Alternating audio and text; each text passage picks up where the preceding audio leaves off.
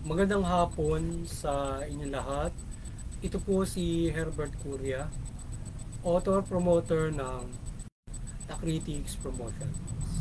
Ang ating boses at konstruktibong kritisismo, opinyon, komentaryo at konsultasyon sa linggong ito.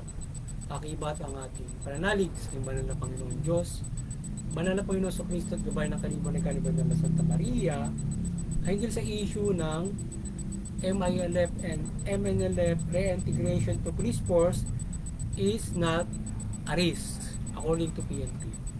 So ang PNP ayon sa spokesperson nito na si Jean Fajardo na ang PNP na ang MILF at PNP reintegration sa PNP ay hindi security risk kundi nagtitiwala sila at naniniwala na tuluyan na nagbalik loob ang mga ito para maging kaanib ng ating pambansang pulisya at maglingkod sa BIRM. So yun. So ito yung ating tinong ngayong topic na kung saan ay sa ngayon ay nagkaroon nag-reintegrate yung mga dating rebelde ng MNLF at MNLF. Sila ay binigyan ng pagkakataon ng pamahalaan ng ating PNP na maging pulis o sila ay maging miyembro ng ating PNP. So ngayon ay nasa 100 yung graduates o trainee na nakagraduates para maging pulis na kung saan ay sila ay pinasanayan, sila ay umatin doon, sila Pangulo Marcos at DILG Secretary sina DILG Secretary sekretary natin Abalos at iba't ibang mga kakibat dito. So ngayon ay ang ating Pangulo ay nagbigay ng pananalita sa seremonya ng graduations ng mga nag-training ng mga ex-rebels to become police force. Ito na ang pagsisimula ng reforma ayon sa ating Pangulo at itong dating kumakalaban sa pamahalaan ay niyakap na ngayon ang ating pamahalaan. Ayon sa ating Pangulo, ito nisimulan ng reform na kung saan yung dating rebelde ay niyakap na yung ating pamahalaan bilang maging pulis ng BARMM na kung saan yung Bangsamoro Autonomous Region of Muslim Mindanao ay sila na ngayon ang mga pulis doon. Ilan sila na ngayon itong mga magiging pulis doon. So ilan yung na-graduates ngayon na maaaring mag-pulis doon. So ngayon, ang The Critics Promotions at People's Anti-Crimes Promotion, yung ating anti-criminality promotions ay maring sumusuporta sa mabuting pamamahala, patas ng justisya at karapatang ng tao.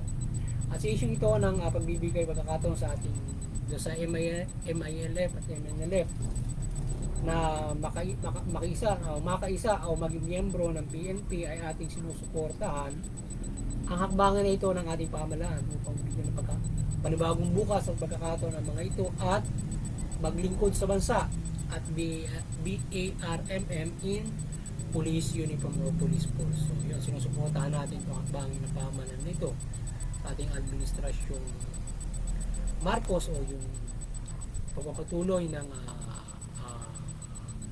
peace talks with the MILF and MNLF na mayroong ganito ng usapin.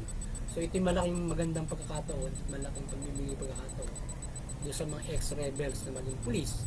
So yun ay hindi lamang yun, dapat pwede rin sila maging. At saka ang ating nang gusto nitong ang ating suggestion dyan, hindi kukunti pa lang yun. So kahit maging officer pa sila ng kahit yung buong BARMM ay maging police doon ay yung dating mga ex-rebel, walang problema yun. Basta ang mahalaga, sila ay under pa rin ng ating police force o ng PNP. So yun, siguro ang maaaring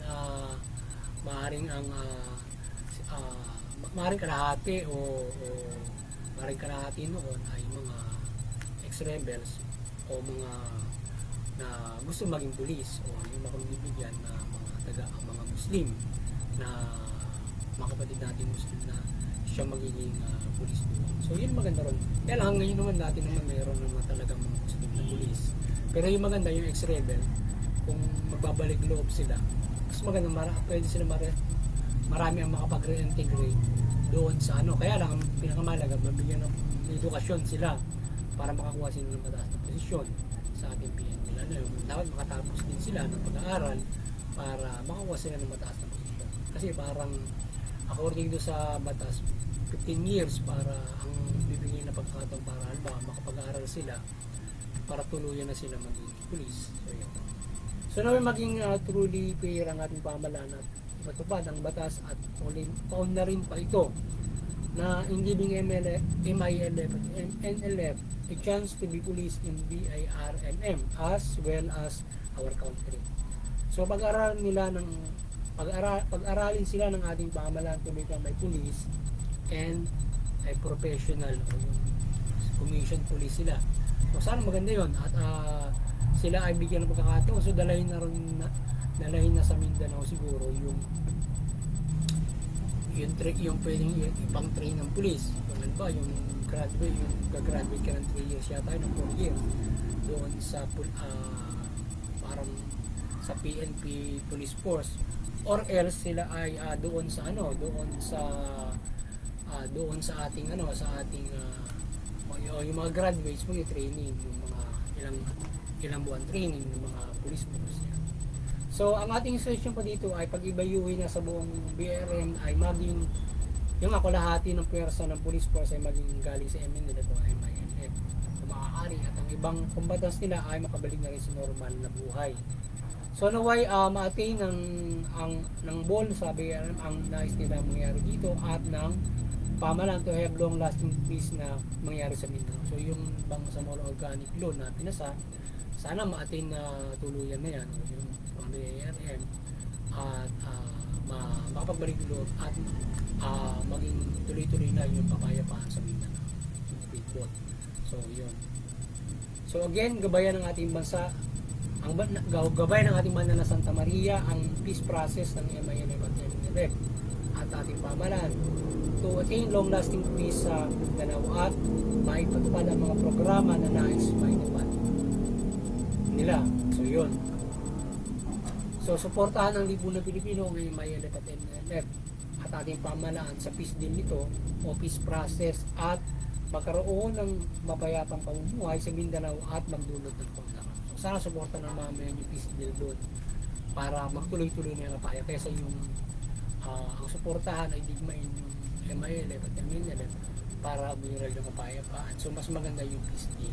So walang mapapahamak na mga combatants, paling ng gobyerno, paling ng mga MILF, MNLF at mga lalo yung mga civilian doon na Muslim Kristiyano na naninirahan sa BIRMM kung magsasagupahan sila ron. So ngayon sa peace process, mas maganda yon at sila ay makapagbabalik doon. So sana ay magtuloy-tuloy yun para makamit nila yung nais nila na pumuhay doon sa Mindanao. So ang kaliwanagan ng ating banda na Santa Maria ay magliwanag sa buong bansa mula pamahalaan at mga Pilipino, yung mga pamahalaan, mamahalan na mabuti, matuwid, patas na hustisya, tugunin yung karapatan ng tao.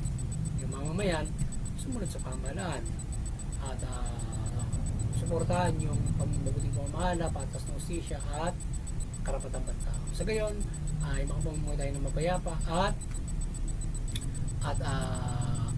tayo ay magkakaroon ng kasaganaan. Yan. Mas madali ang kasaganaan kung tayo mayroong kapayapaan.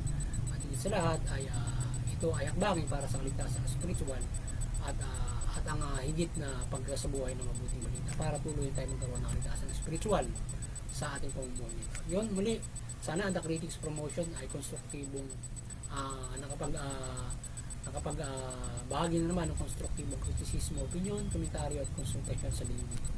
Yung session ito ng reintegration ng MNLF at MILF sa ating police force. Magandang hapon sa inyong lahat at God bless you.